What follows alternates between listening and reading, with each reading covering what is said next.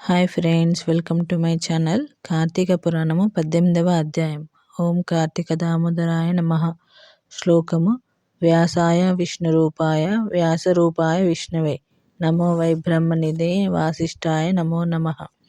ఓ మునివర్య, మీ దర్శనము వలన ధన్యుడనైతిని.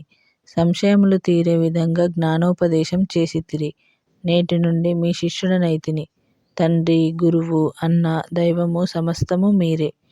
నా పూర్వ పుణ్య ఫలితము వలనే కదా మీలాంటి పుణ్యపురుషుల సాంగత్యం కలిగినది. లేనిచో నేను మహాపాపిని అయితే మహారణ్యములో ఒక మొద్దు బారిన చెట్టు నై ఉండగా తమ కృప వలనే నాకు మోక్షము కలిగినది కదా. మీ దర్శన భాగ్యం లేని ఎడల ఈ కింకారణ్యములో తరతరాలుగా చెట్టు రూపమున ఉండవలసినదే కదా. అట్టి నేనెక్కడ, మీ దర్శన భాగ్యం ఎక్కడ, నాకు సద్గతి ఎక్కడ, పుణ్యఫలప్రదాయి అగు ఈ కార్తీక మాసము ఎక్కడ, పాపాత్ముడను నేనెక్కడ, ఈ విష్ణాలయమందు ప్రవేశించు ఎక్కడ, ఇవి అన్నీయును దైవికమగు ఘటనలు తప్ప మరొకటి కాదు. కాన నన్ను తమ శిష్యుడిగా పరిగ్రహించి సత్కర్మలను మానవుడెట్లు అనుసరించును, దాని ఫలమెట్టిదో విశదీకరింపుము అని ప్రార్థించాడు. ఓ ధనలోభా, నీవడిగిన ప్రశ్నలన్నీయూ మంచివే. అవి అందరికీ ఉపయోగార్థమైనట్టివి కాబట్టి చెబుతాను, శ్రద్ధగా ఆలకింపుము. ప్రతి మనుష్యుడు ఈ శరీరమే సుస్థిరమని నమ్మి జ్ఞానశూన్యుడగుచున్నాడు. ఈ భేదము శరీరమనే కాని ఆత్మకు లేదు. అట్టి ఆత్మజ్ఞానము కలుగుటకే సత్కర్మలు చేయవలెనని సకల శాస్త్రములు ఘోషించుచున్నవి. సత్కర్మ నాచరించి వాటి ఫలములు పరమేశ్వరార్పితమొనరించిన జ్ఞానము కలుగును. మానవుడే జాతివాడో ఎటువంటి కర్మలు ఆచరించవలెనో తెలుసుకొని అటువంటి ఆచరింపవలెను. బ్రాహ్మణుడు అరుణోదయ స్నానము చేయక సత్కర్మల ఆచరించినను వ్యర్థమగును. అదేవిధంగా కార్తీక మాసమందు సూర్యభగవానుడు తులారాశిలో ప్రవేశించుచుండగా, వైశాఖ మాసంలో సూర్యుడు మేషరాశిలో ప్రవేశించుచుండగా, మాఘమాసంలో సూర్యుడు మకర రాశియందు ఉండగా, అనగా ఈ 3 మాసముల యందైన తప్పక నదిలో ప్రాతకాలమున స్నానము చేయవలెను. ఆ విధంగా స్నానము ఆచరించి దేవార్చన చేసిన ఎడల తప్పక వైకుంఠ ప్రాప్తి కలుగును. సూర్యచంద్ర గ్రహణ సమయములందు తదితర పుణ్యదినముల యందు స్నానము చేయవచ్చును.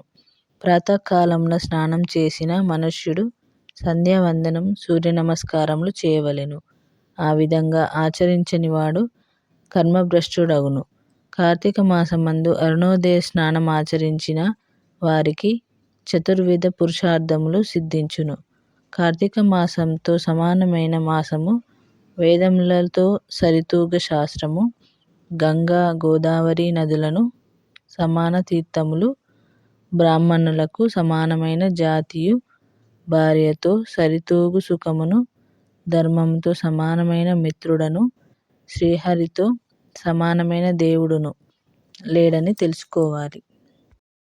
కార్తీక మాసమందు విద్యుక్త ధర్మముగా స్నానాదులు ఆచరించిన వారు 1,000,000 యాగములు చేసిన ఫలమును పొంది వైకుంఠమునకు పోవును అని అంగీరసుడు చెప్పగా విని మళ్ళీ ధనలోభుడిలా ప్రశ్నించెను.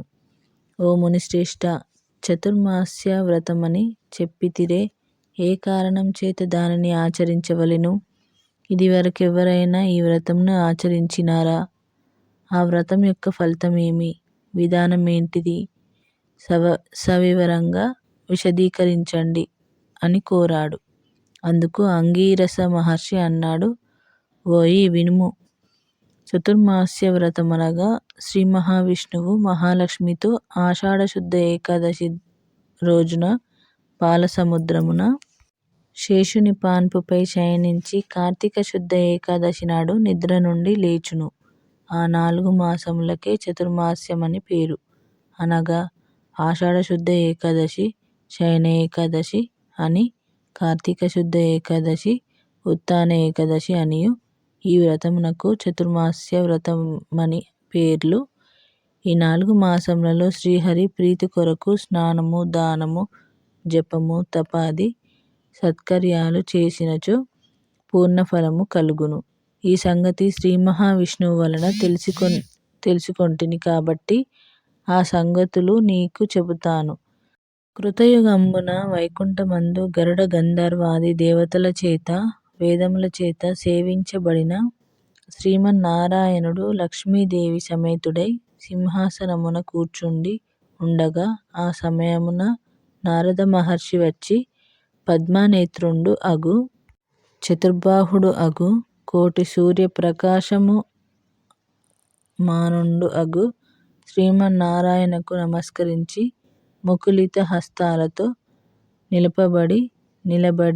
నిలబడి ఉండగా అప్పుడు శ్రీహరి నారదుణ్ణి చూసి ఏమీయూ తెలియని వాని వలె మందహాసంతో అన్నాడు.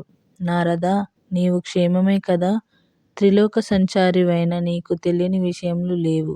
మహామునులు సత్కర్మానుష్ఠానములు ఎట్టి విఘ్నములు లేక సాగుచున్నాయా? మానవులందరికీ విధించబడిన ధర్మములను ఆచరించుచున్నారా? ప్రపంచమున ఏ అరిష్టములు లేక ఉన్నవి కదా అని కులశ ప్రశ్నలు అడిగెను. అప్పుడు నారదుడు శ్రీహరికి ఆదిలక్ష్మికి నమస్కరించి ఓ దేవా, ఈ జగంబున నీవెరుగని విషయమున ఏమియూ లేవు. అయినను నన్ను చెప్పుమనగా చెప్పుచుంటిని. ప్రపంచమున కొందరు మనుష్యులు మునులు కూడా తమకు విధించిన కర్మలను నిర్వర్తించుటలేదు. వారెట్లు విముక్తులగుదురో తెలియటం లేదు. కొందరు భుజించకూడదనిన పదార్థములను భుజిస్తున్నారు. మరికొందరు పుణ్యవ్రతములు చేస్తున్నారు. అవి పూర్తి కాకముందే మధ్యలో మానేస్తున్నారు.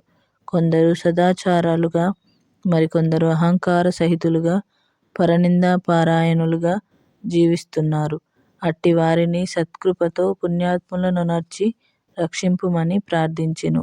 జగన్నాటక సూత్రధారుడైన శ్రీమన్నారాయణుడు కలవరపడి లక్ష్మీదేవితో గరుడ గంధర్వాది దేవతలతో వేలకొలది మహర్షులున్న భూలోకానికి వచ్చి ముసలి బ్రాహ్మణ రూపంతో ఒంటరిగా తిరుగుచుండెను. ప్రపంచమంతను తన దయావలోకమున వీక్షించి రక్షించుచున్న దామోదరుడు ప్రాణుల భక్తి శ్రద్ధలను పరీక్షించుచుండెను. పుణ్యనదులు పుణ్యశ్రవణములు తిరుగుచుండెను. ఆ విధంగా తిరుగుతున్న భగవంతుణ్ణి చూసి కొందరు ముసలివాడని ఎగతాళి చేశారు. మరికొందరు ఈ ముసలివానితో మనకేమి పని అని ఊరుకుండిరి. కొందరు గర్విష్ఠులైరి, మరికొందరు కామార్తులైరి. శ్రీహరిని కన్నెత్తి అయినను చూడకుండిరి. వీరందరినీ భక్తవత్సలుడగు శ్రీహరి చూసి వీరినెట్లు తరింపచేతునా అని ఆలోచించుచు ముసలి బ్రాహ్మణ రూపమును విడిచి శంఖ చక్ర గదా పద్మ కౌస్తుభ వనమాలాద్యలంకృతాయుతుడై నిజరూపమును ధరించి లక్ష్మీదేవి తోడను భక్తుల తోడను మునిజన ప్రీతికరమగు నైమిషారణ్యమునకు వెడలెను. ఆ వనమందు తపస్సు చేస్తున్న మునిపుంగవులు స్వయంగా తమ ఆశ్రమంకి వచ్చిన సచ్చిదానంద స్వరూపుడగు శ్రీమన్నారాయణుని దర్శించి భక్తి శ్రద్ధలతో ప్రణమిల్లి అంజలి ఘటించి ఆదిదైవములగు శ్రీమన్నారాయణుని ఇట్లు స్తోత్రము గావించిరి. శ్లోకం: శాంతాకారం భుజగశయనం పద్మనాభం సురేశం విశ్వాకారం గగన సదృశం మేఘవర్ణం శుభాంగం లక్ష్మీకాంతం కమలనయనం యోగి హృదయానగమ్యం వందే విష్ణుం భవభయహరం సర్వలోకైకనాథం.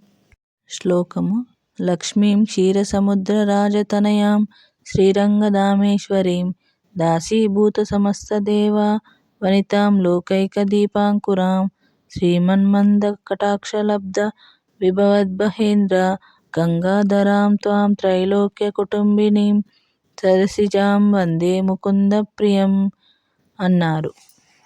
ఓం కార్తీక దామోదరాయ నమః. ధన్యవాదములు. Thanks for watching video. Please subscribe to my channel.